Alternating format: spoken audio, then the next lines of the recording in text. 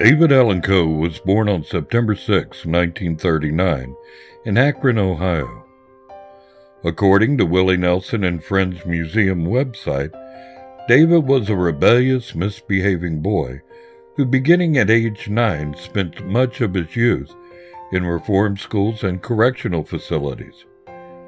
As a young man in his 20s, he repeatedly got into serious trouble with the law for such crimes as burglary and auto theft, and he spent about 5 years serving time in Ohio State Penitentiary and Marion Correctional Institution. Coe later claimed that he was on death row for killing a man in prison. It should be noted, however, that Coe has always had a habit of telling fascinating stories that embellish his biography, while not necessarily being true. He also later claimed that while in prison, he met singer Screamin' Jay Hawkins of I Put a Spell on You fame, who urged him to write songs and pursue a musical career. Yet another claim was that Coe taught Charles Manson how to play guitar. After being released from prison in 1967, Coe headed to Nashville, Tennessee to take his shot at that music career. The homeless David Allen Coe lived in a red Cadillac hearse after arriving in Nashville. On weekends, he parked the hearse in front of the Ryman Auditorium, home of the Grand Ole Opry, hoping to get noticed. The hearse was emblazoned with his name and support the Grand Ole Opry. He soon did get noticed. His writing and singing talents landed him a contract with an independent label called SSS International, which released his first album, a blue-based collection titled Penitentiary Blues, in 1969. I've listened to that album. It's here on YouTube. It's pretty good. His songwriting generated more interest than his singing. An intelligent, gently touching ballad he wrote titled Would You Lay With Me in a Field of Stone became a #1 country hit for Tanya Tucker in 1974. This success prompted Columbia Records to sign Coe as a writer and singer. Coe's first Columbia album, 1974's The Mysterious Rhinestone Cowboy, was critically acclaimed but failed to produce any chart hits. Today, the album is viewed as a groundbreaker in alternative country. Coe's first hit recording was You Never Even Call Me By My Name. David Allen Coe became identified with the outlaw movement in the 1970s. However, while Waylon, Willie, and other outlaws were known for rebelling against the Nashville music establishment, Coe often seemed to be rebelling against social convention in general, with its outlandish, for that time in country music, behavior. With his mysterious rhinestone cowboy persona, he sometimes performed wearing a gaudy black rhinestone-studded suit, black country cowboy hat, and black mask over his eyes, accessorized with a pair of silver skull earrings. He sometimes rode his Harley on stage as he shouted cuss words at the audience, which cussed back at him. He was the first country singer to regularly perform on stage with an all-female backup vocal group called Ladysmith. In the 1980s, he began incorporating magic into his stage shows. At one point, Coe owned 7 Cadillacs. He also claimed to have the same number of wives, saying that he was a Mormon who believed in polygamy.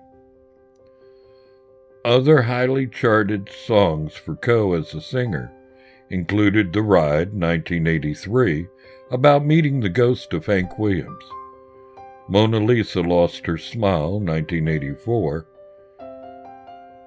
and She Used to Love Me a Lot, 1985. Despite Coe's many recordings and eccentric antics, his best-known accomplishment is probably one song he wrote that became a hit for someone else. Coe's Take This Job and Shove It was a monster hit for Johnny Paycheck in 1977 and 1978. The song struck a powerful chord with many working people who could relate to the lyrics about a guy who just can't stand his dead-end job anymore and tells his boss where to put it. Coe has always courted controversy, perhaps nowhere as much as on two independently released underground albums in the late 1970s and early 1980s. Many of the songs on these albums, though humorous, seem purposely designed to shock and stoke anger within the music industry, burnishing Coe's reputation as an independent-minded rebel and outlaw. In the 1978 album Nothing Sacred, Coe included several songs with vulgar, sexually explicit, or insulting lyrics. The song Linda Lovelace is about having sex with the famous porn star of that name. Another song insults conservative activist Anita Bryant for her opposition to gay rights. The song Jimmy Buffett takes on the Margaritaville singer for accusing Coe of plagiarism. The 1982 album Underground Album was in a similar comedic, vulgar vein. One crudely titled song on the album led to charges of racism, to which Coe responded by proclaiming that anyone who says I'm a racist is full of meh. Those who best understand Coe and his music note that people who consider Coe a bigot of any kind simply do not understand his over-the-top use of humor and satire in his songs. Coe's career entered the 21st century by strengthening his ties to rock music. He toured as Kid Rock's opening act in 2000. Kid Rock's 2003 self-titled album included the Coe-penned song Single Father, which became a minor hit on the country charts. In 2006, Coe and members of the metal band Pantera released the album Rebel Meets Rebel, which featured a highly unusual mix of country and metal sounds. The songs on the album were recorded several years earlier, but the final product was not released until 2 years after Pantera guitarist and Coe's friend Dimebag Darrell was shot to death on stage.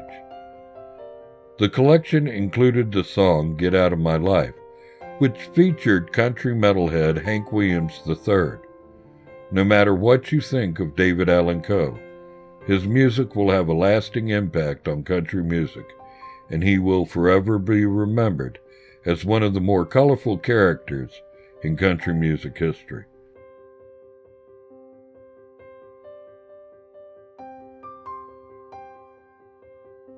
Thanks for watching. Please like and subscribe. Sure would help us out a lot with YouTube.